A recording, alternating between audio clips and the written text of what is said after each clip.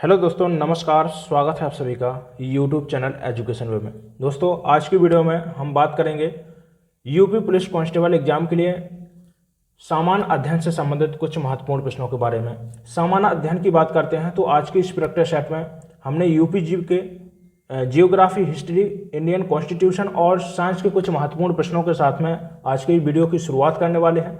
तो वीडियो को ध्यान से देखिएगा, फुल कंसंट्रेशन के साथ में आपको बैठना है और जो भी महत्वपूर्ण पॉइंट आपको बताता हूं कोशिश कर लीजिएगा कि आप या तो स्क्रीनशॉट करते चलें, और यदि स्क्रीनशॉट नहीं कर रहे हैं तो जो भी देखिए पेन और कॉपी साथ में लेकर बैठ जाइएगा। ठीक है, चलिए।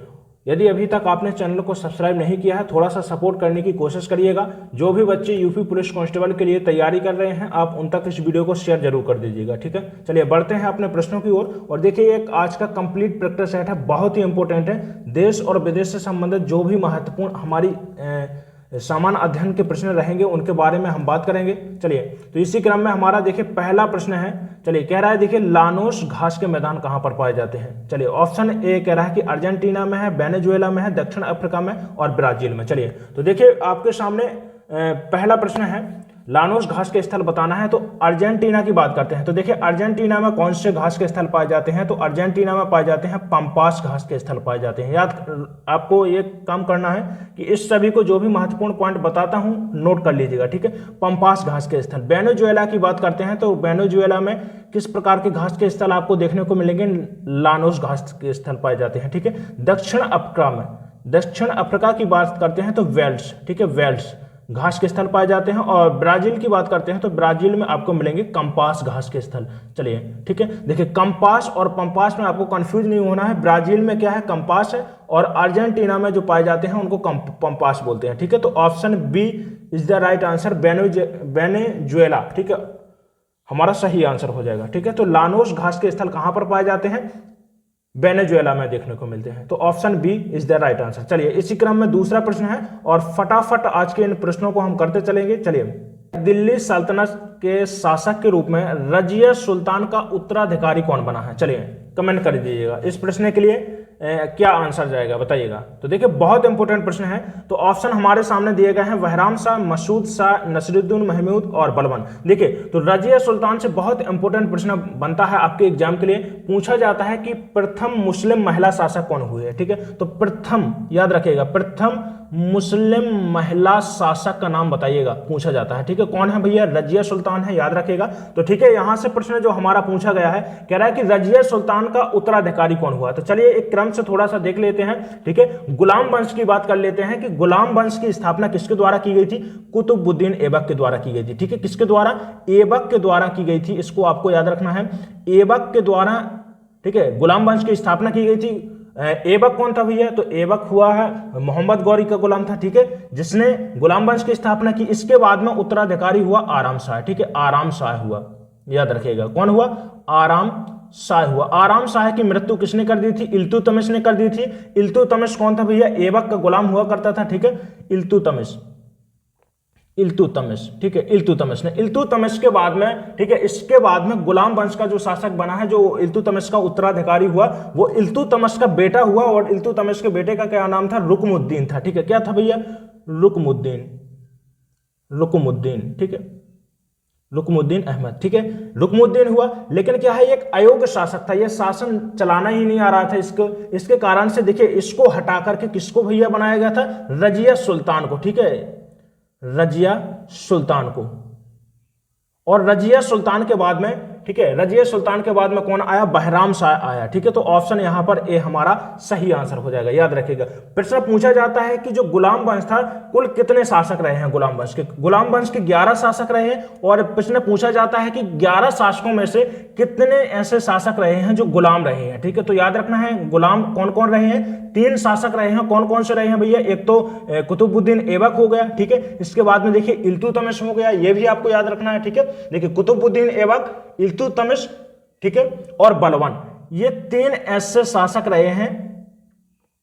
बलबन, ये 3 ऐसे शासक रहे हैं जो गुलाम रहे हैं, इसको आपको याद रखना है 11 शासकों में से। चलिए, तो हमारा यहां पर ऑप्शन ए के साथ में सही आंसर जाएगा। चलिए, इसी क्रम में नेक्स्ट प्रश्न है आपके सामने। चलिए, कह रहा है देखिए उत्तर प्रदेश पंचायत राज संशोधन अधिनियम कब पारित किया गया था? याद रखिएगा, संशोधन कह रहा है कि उत्तर प्रदेश पंचायत राज संशोधन अधिनियम। तो चलिए कमेंट करिएगा। तो यहां पर आपको दो चीजें समझनी है। पहला जो आपको याद रखना है, पूछता है कि संयुक्त प्रांत, ठीक है, संयुक्त प्रांत या जिसको बोल सकते हैं कि उत्तर प्रदेश पंचायत राज अधिनियम, पंचायत राज अधिनियम, ठीक है, कब पारित हुआ था? और दूसरा याद रखना है कि उत्तर प्रदेश पंचायत राज संशोधन अधिनियम, ठीक है, संशोधन अधिनियम, ठीक है। तो पंचायत का देखिए संयुक्त प्रांत भैया जो 24, ठीक है, आपको मालूम होगा कि 24 जनवरी 1950 के पहले, 24 जनवरी 1950 के पहले देखिए उत्तर प्रदेश का नाम क्या था? संयुक्त प्रांत था, ठीक है। तो संयुक्त प्रांत पंचायत राज अधिनियम पूछता है कि कब पारित हुआ था, तो आपको याद रखना है कब पारित हुआ था, 1947 में, ये भी आपको याद रखना है, ठीक है। लेकिन हमसे पूछ रहा है कि उत्तर प्रदेश पंचायत राज संशोधन अधिनियम कब पारित हुआ था, तो इसको आपको याद रखना है कब हुआ था भैया, 1994 में हुआ था। तो ऑप्शन यहां पर बी के साथ में हमारा राइट आंसर चला जाएगा। दोनों पॉइंट को आपको नोट कर लेना है, याद रखिएगा इसको। चलिए नेक्स्ट प्रश्न है, कौटिल्य ने निम्नलिखित में से कौन सी पुस्तक लिखी है? चलिए तो देखिए, चलिए इंडिका की बात करते हैं। इंडिका मेगास्थनीज, ठीक है, मेगास्थनीज के द्वारा जो पुस्तक लिखी गई क्या है? इंडिका है। मुद्रा राक्षस, मुद्रा राक्षस है विशाख दत्त की रचना, ठीक है, विशाख दत्त की रचना पूछा जाता है, बहुत इंपॉर्टेंट है, ठीक है। जैन धर्म से संबंधित है, ठीक है, जैन धर्म से संबंधित है, क्या है? सूक्तावली है, ठीक है। अर्थशास्त्र, अर्थशास्त्र किसके द्वारा? चाणक्य के द्वारा लिखी गई, जिसको हम क्या बोलते हैं? कौटिल्य के नाम से भी जानते हैं, याद रखिएगा इनको, ठीक है। कौटिल्य भैया कौन थे? चाणक्य, चाणक्य कौन थे? तो चाणक्य को याद रखना है भैया, प्रधानमंत्री थे किसके? चंद्रगुप्त मौर्य के, ठीक है, चंद्रगुप्त मौर्य के प्रधानमंत्री कौन थे भैया? कौटिल्य रहे हैं, ठीक है। प्रश्न पूछा जाता है कि घनानंद को हराने में किसने मदद की थी चंद्रगुप्त मौर्य की? तो याद रखिएगा किसने की थी भैया? कौटिल्य ने। कौटिल्य प्रधानमंत्री थे चंद्रगुप्त मौर्य की, इसको याद रखना है आपको। चलिए नेक्स्ट प्रश्न है इसी क्रम में। चलिए अगला प्रश्न है, कह रहा है कि निम्नलिखित भारतीय राज्यों में से किसमें रेलवे मार्ग की कुल लंबाई सर्वाधिक है? ठीक है, सर्वाधिक लंबाई की बात कर रहा है कि सबसे ज्यादा किस राज्य में रेलवे मार्ग की लंबाई है? तो पहला ऑप्शन कह रहा है पश्चिम बंगाल, महाराष्ट्र, उत्तर प्रदेश, मध्य प्रदेश। चलिए कमेंट करिए। तो देखिए सबसे ज्यादा रेलवे मार्ग की लंबाई में हम 3 राज्यों को नोट करते हैं यहां पर। एक तो पहला है सबसे ज्यादा उत्तर प्रदेश की, दूसरा है यह राजस्थान की, और तीसरा जो आपको याद रखना है वो है महाराष्ट्र की, ठीक है, महाराष्ट्र की, ठीक है। यदि पूछता है कि देखिए कितनी है, याद रखिएगा, तो उत्तर प्रदेश में 8800, ठीक है, कितनी है? 8808 किलोमीटर, या बोल सकते हैं कि 8800 किलोमीटर लंबाई है, ठीक है। रेलवे जो रूट है कितना है? 8808 किलोमीटर है। तो पहला ऑप्शन हमारा सही आंसर हो जाएगा, ठीक है। दूसरा स्थान आता है राजस्थान का और तीसरा महाराष्ट्र का आता है, ठीक है। देखिए प्रश्न पूछता है यदि आपसे कि देखिए भारत में सबसे पहले रेल कब चलाई गई थी, ठीक है। तो सबसे पहले रेल कब चलाई गई थी आपको ये भी याद रखना है, बहुत इंपॉर्टेंट प्रश्न है, पूछा जाता है। तो सबसे पहले रेल चलाई गई थी 16 अप्रैल को, 16 अप्रैल, ठीक है, याद रखिएगा इसको, बहुत इंपॉर्टेंट। 16 अप्रैल 1953 से 53 को चलाई गई थी। पूछता है कि कहां से कहां तक चलाई गई थी, ठीक है। तो सबसे पहले देखिए कहां पर चलाई गई थी? 16 अप्रैल 1953 को मुंबई से लेकर थाने तक, ठीक है, मुंबई से लेकर थाने तक प्रथम रेल चलाई गई थी, इसको आपको याद रखना है, ठीक है। उत्तर प्रदेश की यदि पूछता है कि उत्तर प्रदेश में पहली बार रेल कहां से कहां तक चलाई गई थी, तो इसको भी आपको याद रखना है। देखिए उत्तर प्रदेश में कहां से चलाई गई थी? तो 3 मार्च को चलाई गई थी, 3 मार्च 1959 को चलाई गई थी उत्तर प्रदेश में, याद रखिएगा। वो भारत में कब चलाई गई थी? 1953 में, ठीक है। देखिए तो 1959 को कहां से कहां तक चलाई गई थी ये भी प्रश्न पूछा जा सकता है। तो इलाहाबाद से लेकर कानपुर तक, ठीक है, प्रयागराज से कानपुर तक चलाई गई थी। इतने पॉइंट आपको यहां से याद रखने हैं। चलिए अगला प्रश्न, साइमन कमीशन के विरुद्ध कह रहा है कि प्रदर्शन में लाठी चार्ज में लगी चोटों से किस नेता की मृत्यु हुई थी? चलिए बहुत इंपॉर्टेंट प्रश्न है, कई बार पूछा जा चुका है, एग्जाम का फेवरेट रहा है ये क्वेश्चन, ठीक है। तो सबसे पहले जो आपको याद रखना है, पहले पूछा जाता है कि साइमन कमीशन कब बना, ठीक है।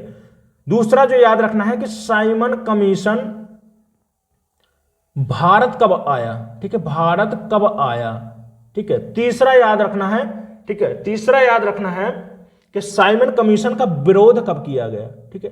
और चौथा यहां से जो पॉइंट आपको याद रखना है कि मृत्यु कब हुई थी लाला लाजपत राय की, तो आपको यहां पर समझना है कि साइमन कमीशन कब बना है, तो 1927 में इसका गठन किया गया था। साइमन कमीशन बना था, ठीक है, ब्रिटिश सरकार के द्वारा बनाया गया था, याद रखिएगा इसको, ठीक है। साइमन कमीशन भारत कब आया, इसको भी आपको याद रखना, कब आया, तो 1928 में साइमन कमीशन भारत आया था। विरोध कब किया गया था साइमन कमीशन का, साइमन कमीशन का विरोध कब किया गया था, यह भी आपको याद रखना है। तो कब किया गया था भैया, 1928 में किया गया था। डेट पूछता है तो 30 अक्टूबर 1928 में पूछता है कि कहां पर विरोध किया गया था, ठीक है, तो याद रखिएगा लाहौर में किया गया था। और यहीं पर क्या है, लाला लाजपत राय पर क्या है, जो भी बच्चे थे, ठीक है, स्टूडेंट थे, उनके द्वारा प्रदर्शन किया जा रहा था इसी का विरोध करने के लिए, ठीक है, साइमन कमीशन का। और जो नेतृत्व कर रहे थे इस सभा का, वो कौन कर रहे थे, लाला लाजपत राय कर रहे थे। तो जो भी ब्रिटिश जो पुलिस थी उसके द्वारा लाठी चार्ज की गई, ठीक है, लाठी मारी गई थी, और उसके कारण क्या हुआ था कि लाला लाजपत राय को चोटें आ गई थी शरीर में, जिसके कारण से उनकी मृत्यु हो गई थी। तो ये भी आपको याद रखना है कि मृत्यु कब हुई थी, तो मृत्यु उससे भी प्रश्न बनता है। तो मृत्यु देखिए कब हुई थी, 17 नवंबर 1928 में हुई थी। 17 नवंबर 1928 में ही मृत्यु हुई थी, इतना आपको याद रखना है। तो option A is the right answer. चलिए अगला प्रश्न कह रहा है, देखिए निम्नलिखित में से कौन सा भारत का सबसे बड़ा कोयला क्षेत्र है। तो सबसे बड़ा कोयला क्षेत्र कौन सा है भैया, झरिया है, कहां पर है, झारखंड में है, ठीक है, कहां पर है, झारखंड में। लेकिन यहां से प्रश्न बहुत इंपॉर्टेंट पूछा जाता है कि भारत, ठीक है, भारत सबसे ज्यादा किस कोयले का उत्पादन करता है, ठीक है, क्योंकि देखिए कोयले की 3 प्रकार की प्रजातियां हैं, ठीक है, मुख्यतः 3 है, याद रखना है 3 है। कौन सा है, एंथ्रेसाइड है, सबसे अच्छी किस्म का कोयला होता है, ठीक है, दूसरा होता है बिटुमिनस, ठीक है, बिटुमिनस, और तीसरा होता है लिग्नाइट, ठीक है, तीसरा होता है लिग्नाइट होता है। लेकिन हमसे पूछ रहा है कि भारत में सबसे ज्यादा कौन सा कोयला पाया जाता है, तो सबसे ज्यादा जो कोयला मिलता है वो है भैया बिटुमिनस प्रकार का कोयला मिलता है, ये भी आपको याद रखना है, ठीक है। और सबसे अच्छी किस्म का कोयला कौन सा है, एंथ्रेसाइड है। चलिए तो ऑप्शन ए हमारा सही आंसर हो जाएगा। चलिए नेक्स्ट प्रश्न कह रहा है कि भारत के किस राज्य में वार्षिक बोनालू फेस्टिवल का आयोजन किया गया है। चलिए देखिए वोनालू को याद रखना है, तो 2 त्योहार आपको याद रखना है, एक तो वोनालू हो गया और याद रखना है बुधकम्मा, ठीक है, बुधकम्मा। तो दोनों त्योहार मनाए जाते हैं भैया तेलंगाना में मनाए जाते हैं, तो option A is the right answer. Manipur की बात करते हैं तो देखिए मणिपुर में कौन सा त्योहार मनाया जाता है, तो बहुत इंपॉर्टेंट है और एग्जाम के लिए याद रखना है आपको, वेरी इंपॉर्टेंट प्रश्न है, संगाई महोत्सव। संगाई महोत्सव का आपको याद रखना है, ठीक है, बहुत इंपॉर्टेंट है। असम का बहुत चर्चित है बिहू महोत्सव, और इसके अलावा आपको याद रखना है, पूछता है कि अंबुबाची मेले का आयोजन कहां पर किया जाता है भैया, तो अंबुबाची मेले का आयोजन किया जाता है असम में किया जाता है, ठीक है। पूछता है कि कामाख्या देवी मंदिर कहां पर है, तो ये भी कहां पर है, असम में है। सिक्किम में भैया मनाया जाता है लोसांग महोत्सव मनाया जाता है, और करंट अफेयर्स से भी यहां से प्रश्न पूछे जाते हैं, तो आपको इन सभी को नोट कर लेना है, वेरी इंपॉर्टेंट है। चलिए नेक्स्ट प्रश्न है, चलिए अगला प्रश्न है, कह रहा है उत्तर प्रदेश में सर्वाधिक सिंचाई निम्नलिखित में से किस साधन द्वारा की जाती है। कह रहा है कि नहर, तालाब, अन्य स्रोत, और कह रहा है कि कुएं और नलकूप के द्वारा, ठीक है। तो डी ऑप्शन हमारा सही हो जाएगा, ठीक है। सबसे ज्यादा सिंचाई किसके माध्यम से की जाती है, तो नलकूपों के माध्यम से की जाती है, तो option D is the right answer. चलिए उच्चतम न्यायालय के न्यायाधीशों की सेवानिवृत्ति, ठीक है, कह रहा है कि आयु क्या है, पूछ रहा है कि कार्यकाल कितना होता है, ठीक है, कार्यकाल कितना होता है, जो उच्चतम न्यायालय के जो मुख्य न्यायाधीश हैं या न्यायाधीश हैं उनका कार्यकाल कितना होता है। इसके बाद में वो क्या है, इस्तीफा दे देते हैं। आपको बताना है कि कितना है, इनकी कितनी आयु होती है सेवानिवृत्ति होने की, ठीक है। तो कितनी होती है भैया, 65 वर्ष होती है, और याद रखना है 62 वर्ष, तो 62 वर्ष होती है उच्च न्यायालय के, ठीक है। उच्च न्यायालय के जो मुख्य न्यायाधीश होते हैं उनका, ठीक है, उच्च न्यायालय के जो न्यायाधीश होते हैं उनकी जो सेवानिवृत्ति की आयु होती है वो कितनी होती है, 62 वर्ष होती है, और 65 वर्ष होती है। उच्चतम न्यायालय के जो न्यायाधीश होते हैं उनका कार्यकाल कितना होता है, 65 वर्ष तक होता है, ठीक है। इसके बाद में रिटायरमेंट हो जाते हैं, ठीक है। चलिए अगला प्रश्न, चलिए नेक्स्ट प्रश्न है, कह रहा है कि उत्तर प्रदेश में नागों का प्रधान केंद्र कौन सा था भैया, तो नागों का प्रधान केंद्र कौन सा रहा है भैया, मथुरा रहा है, तो ऑप्शन डी के साथ में सही आंसर चला जाएगा। चलिए अगला प्रश्न है, कह रहा है कि प्लास्टर ऑफ पेरिस प्राप्त किया जाता है, किससे प्राप्त किया जाता है, तो सोडियम बाइकार्बोनेट की बात करते हैं, NaHCO2, ठीक है, क्या है, NaHCO3, ठीक है। NaCO3 क्या होता है भैया, सोडियम बाइकार्बोनेट होता है, जिसको हम बोलते हैं खाने के सोडे के रूप में भी जानते हैं, खाने का सोडा होता है, ठीक है, या जिसको हम बेकिंग सोडा के नाम से भी जानते हैं, ये भी आपको याद रखना है। जिप्सम, तो जिप्सम को जब हम क्या करते हैं कि 150, ठीक है, कितने पर, 150 से अधिक तापमान पर जब गर्म करते हैं किसको, जिप्सम को, तो जिससे क्या बनता है भैया, प्लास्टर ऑफ पेरिस का निर्माण होता है। ठीक है, तो इसको आपको याद रखना है, option B is the right answer हो जाएगा। जिप्सम का यदि सूत्र आपको जानना है तो SA4 × 2H2O होता है, जिसमें से क्या होता है, जिप्सम। ठीक है, जब भी हम क्या करते हैं, जिप्सम को 150 पर गर्म करते हैं, 150 से अधिक टेम्परेचर पर इसको गर्म किया जाता है, तो क्या करता है, एक अणु यहां पर लॉस हो जाता है, किसका भैया, H2O का। ठीक है, तो इसको आपको समझना है। तो फिर क्या बनता है, COSO4 × 1/2H2O होता है, किसका, प्लास्टर ऑफ पेरिस का सूत्र होता है। चलिए नेक्स्ट प्रश्न, चलिए कह रहा है, देखिए यूरोप महाद्वीप में सबसे ऊंची चोटी बताना है यूरोप महाद्वीप की। चलिए एक क्रम से देखते हैं, माउंट मैकिनले। माउंट मैकिनले या फिर जिसको बोलते हैं हम देनाली के नाम से भी जानते हैं, माउंट मैकिनले या देनाली के नाम से जानते हैं भैया, कहां की है, यूएसए की सबसे बड़ी चोटी है, या बोल सकते हैं कि उत्तर, ठीक है, उत्तरी अमेरिका की यदि पूछता है कि सबसे ऊंची चोटी कौन सी है, तो भैया माउंट मैकिनले है, जिसको देनाली के नाम से जानते हैं, माउंट एंकाकागुआ। ठीक है, तो माउंट एंकाकागुआ है एंडीज पर्वत की। ठीक है, एंडीज पर्वत को आप जानते होंगे कि एंडीज पर्वत है जो, ठीक है, विश्व की सबसे बड़ी श्रृंखला है। ठीक है, विश्व की सबसे बड़ी पर्वत श्रृंखला कौन सी है, एंडीज पर्वत श्रृंखला है भैया। और इसकी सबसे ऊंची चोटी की बात करते हैं तो एंकाकागुआ है, कहां पर है भैया, दक्षिण अमेरिका में है। ठीक है, इसको भी आपको याद रखना, दक्षिण अमेरिका में है। पूछता है कि एंकाकागुआ कहां पर है भैया, तो याद रखिएगा जो एंकाकागुआ की चोटी है कहां पर है, अलास्का में है। ठीक है, इसके बाद में बात करते हैं एल्ब्रूस की, माउंट एल्ब्रूस की बात करते हैं तो माउंट एल्ब्रूस है यूरोप महाद्वीप की सबसे ऊंची चोटी है। ठीक है, तो option B is the right answer. हमसे पूछा है कि यूरोप महाद्वीप की सबसे ऊंची चोटी कौन सी है, माउंट एल्ब्रूस है। ठीक है, माउंट कोजियस्को, तो देखिए ऑस्ट्रेलिया की सबसे, ठीक है, ऑस्ट्रेलिया की सबसे ऊंची चोटी कौन सी है, माउंट कोजियस्को। ठीक है, इतना आपको यहां से याद रखना है, बेहद इंपॉर्टेंट प्रश्न है। चलिए नेक्स्ट प्रश्न, सॉरी देखिए अलास्का की बात है, माउंट मैकिनले है, कहां पर है भैया, अलास्का में है। ठीक है, याद रखिएगा, थोड़ा सा मिस्टेक हो गया यहां पर। ठीक है, माउंट मैकिनले है अलास्का में। ठीक है, उत्तरी अमेरिका के अंतर्गत आता है अलास्का, याद रखिएगा। ठीक है, माउंट एंकाकागुआ कहां की है, दक्षिण अमेरिका की सबसे ऊंची पर्वत चोटी है। चलिए देखिए एशिया महाद्वीप की यदि पूछता है तो एशिया महाद्वीप की भैया सबसे ऊंची चोटी आप शायद जानते भी होंगे। ठीक है, कौन सी है, माउंट एवरेस्ट है। ठीक है, एवरेस्ट एशिया की भी है और विश्व की सबसे ऊंची चोटी भी कौन सी है, माउंट एवरेस्ट है। चलिए नेक्स्ट प्रश्न, अगला प्रश्न है, कह रहा है कि भारतीय स्वतंत्रता के समय इंडियन नेशनल कांग्रेस का अध्यक्ष कौन था भैया। ठीक है, तो भारतीय स्वतंत्रता के समय कह रहा है। ठीक है, याद रखना है, बेहद इंपॉर्टेंट, बहुत इंपॉर्टेंट प्रश्न है। ठीक है,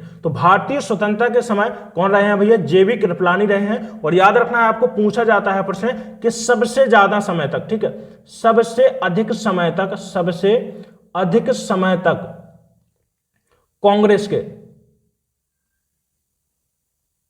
कांग्रेस के अध्यक्ष कौन रहे हैं।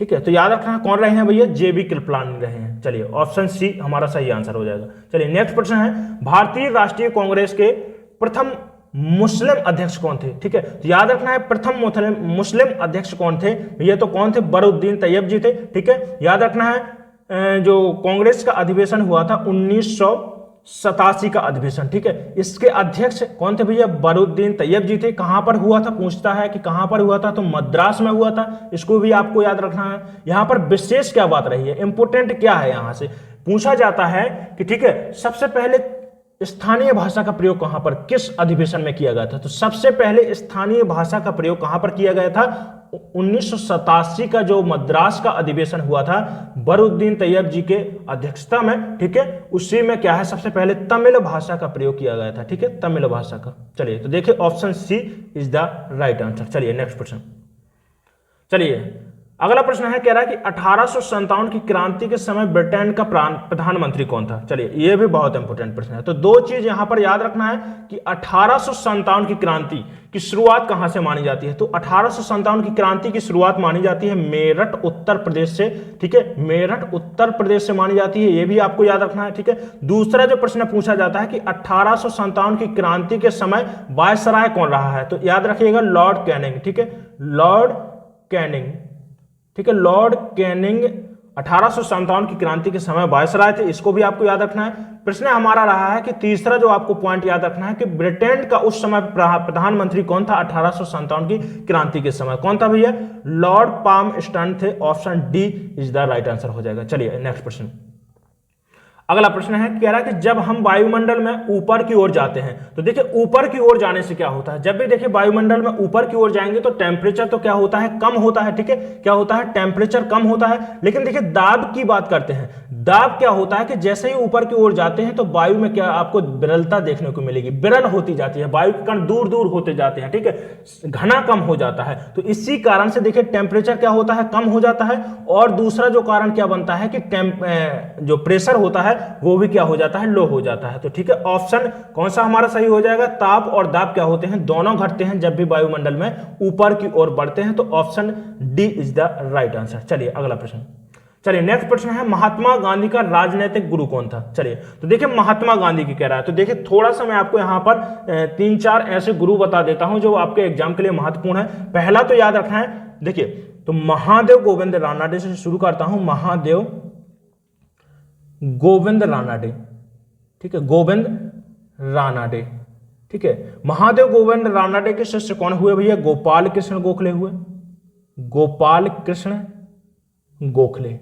ठीक है, इसके बाद में गोपाल कृष्ण गोखले के शिष्य कौन माने जाते हैं? महात्मा गांधी। ठीक है, ठीक है, तो ऑप्शन कौन सा हमारा? B is the right answer. देखिए महात्मा गांधी के राजनीतिक गुरु कौन हुए? गोपाल कृष्ण गोखले, और गोपाल कृष्ण गोखले के राजनीतिक गुरु हुए महादेव गोविंद रानडे। लेकिन देखिए इसके अलावा भी एक बहुत इंपॉर्टेंट प्रश्न यहां से पूछा जाता है कि सुभाष चंद्र बोस के गुरु कौन हुए? तो याद रखना है आपको, चित्तरंजन दास। ठीक है, चित्तरंजन दास याद रखेगा, सुभाष चंद्र बोस के राजनीतिक गुरु थे। तो ऑप्शन हमारा B is the right answer. चलिए अंग महाजनपद की राजधानी क्या रही है? ठीक है, तो महाजनपद की बात करते हैं तो देखिए प्राचीन समय में देखिए भारत में कितने भैया? भारत में 16 महाजनपद थे। यह भी प्रश्न बहुत इंपॉर्टेंट है, महाजनपद रहे हैं। ठीक है, याद रखेगा कितने भैया? 16। और जो यहां से बहुत इंपॉर्टेंट प्रश्न पूछा जाता है कि उत्तर प्रदेश में 16 महाजनपदों में से उत्तर प्रदेश में कितने महाजनपद थे? तो याद रखना है कुल कितने थे भैया? 8 महाजनपद थे। तो अंग के पूछा है हमसे कि अंग महाजनपद की राजधानी क्या थी भैया? चंपा थी, या फिर जिसको हम क्या बोलते थे? चंपावती भी बोलते थे। ठीक है, चंपा या फिर क्या बोलते थे? सॉरी, चंपापुरी बोलते थे, चंपापुरी के नाम से जानते थे। ठीक है, तो चंपा रही है या फिर चंपापुरी अंग महाजनपद की राजधानी थी। याद रखना है 16 थे, और उत्तर प्रदेश में संख्या क्या रही है? 8 रही है। चलिए नेक्स्ट प्रश्न।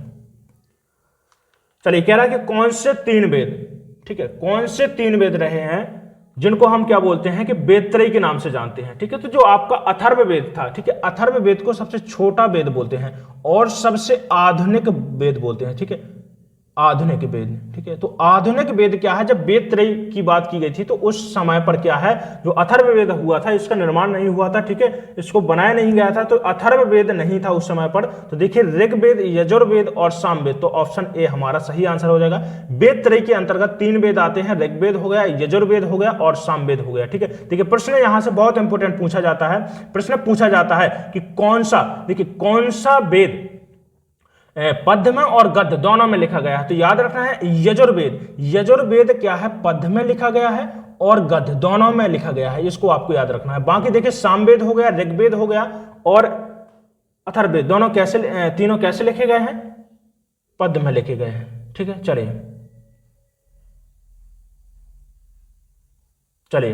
चलिए दोस्तों, सभी प्रश्न कंप्लीट हो चुके हैं और बहुत इंपॉर्टेंट आज का ये सेशन था, बहुत इंपॉर्टेंट था आपके एग्जाम के लिए। कमेंट करके जरूर बताइएगा कि आपने कुल कितने प्रश्न सही किए हैं। और एक बात देखिए, यदि वीडियो आपको सही लगा हो तो एक लाइक जरूर कर दीजिएगा वीडियो को। ठीक है, और इसके बाद में देखिए यदि आपने चैनल को सब्सक्राइब नहीं किया है तो चैनल को सब्सक्राइब जरूर कर लें। और जो भी बच्चे यूपी पुलिस एग्जाम के लिए तैयारी कर रहे हैं, ठीक है, समय काफ़ी कम बच रहा है, तो उन बच्चों को भी आप थोड़ा सा हेल्प कर दीजिए, इस वीडियो को ज़्यादा से ज़्यादा शेयर कर दीजिएगा उन बच्चों के पास में। ठीक है, चलिए मिलते हैं इसके बाद में अगले वीडियो में। धन्यवाद।